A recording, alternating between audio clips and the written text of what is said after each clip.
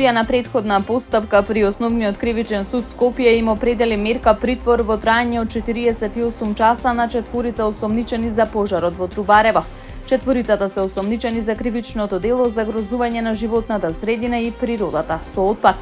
Поради основано сомнение дека со заеднички действија учествувале во извршување на кривичното дело, загрозување на животната средина и природата со отпад во врска со пожарот во Трубарево, Основното јавно обвинителство Скопје поведе постапка против 4 лица, за кои од судија на претходна постапка побара определување мерка краткотраен 48 часовен притвор за обезбедување докази, соопшти Републичкото јавно обвинителство. Нивните конкретни действија се испитуваат, но станува збор за 56 годишен управител и собственик на две правни лица, 22 годишна управителка на трето правно лице, 42 годишник во својство раководител на подружница и еден 59 годишник вработен во правно лице. Се испитува потенцијална одговорност и на други лица, велат во соопштението од Министерството. Резултатите од извршените мерења на загадувањето од Министерството за животна средина се уште се чекаат. Пожарот избувна во саботата околу 14 часот во складиште за рециклирање отпад во Трубарево. Лекарска помош по пожарот побарале 4 лица. Сите се надвор од животна опасност.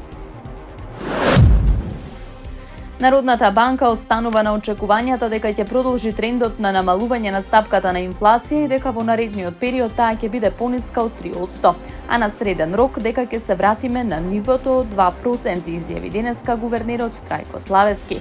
Нашите очекувања се дека трендот на намалување на стапката на инфлација ќе продолжи. Тоа не зависи само од инструментите на Народната банка, туку и од фискалната политика, вели Славески. За сега на некој начин е во рамки на стабилизирање на инфлацијата. Очекуваме во наредниот период стапката на инфлација да е пониска од 3%, а на среден рок во период од 2 години да се вратиме на историските нивоа што ги имавме, односно на стапка на инфлација од околу 2%, како во еврозоната, додаде гувернерот.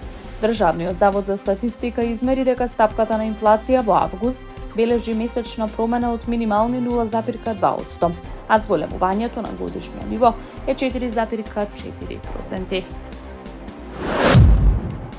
Десетици илјади луѓе протестираа во турската претстолнина Анкара против судскиот случај што може да доведе до отстранување на лидерот на главната опозицијска партија од функцијата по едногодишна правна битка меѓу владата и стотици нејзини членови.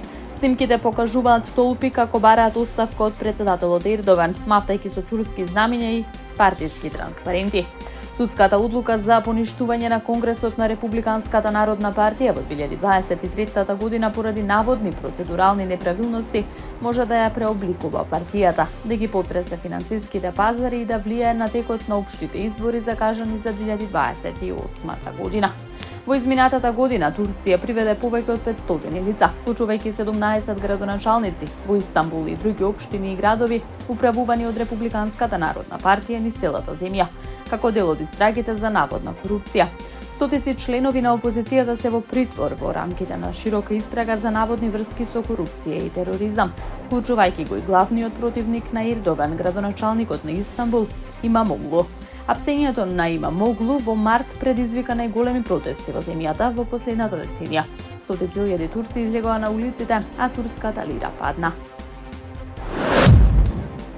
Американскиот државен секретар Марко Рубио се среќава со израелскиот премиер Бенјамин Нетањаху за да разговараат околу последиците од израелскиот напад врз Катар, на кој се спротивставува Вашингтон и неговите ефекти врз напорите за примирие во Газа.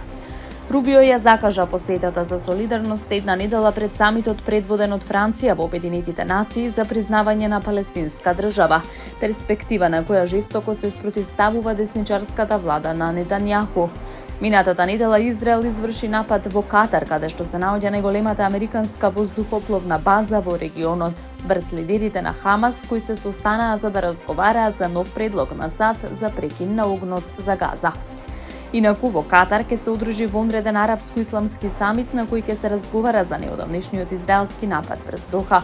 Барбарското однесување на Израел нема да не одврати од продолжување на нашите искрени напори со Египет и САД за запирање на војната, изјави Алтани на состанок на високи арапски и исламски дипломати во Доха.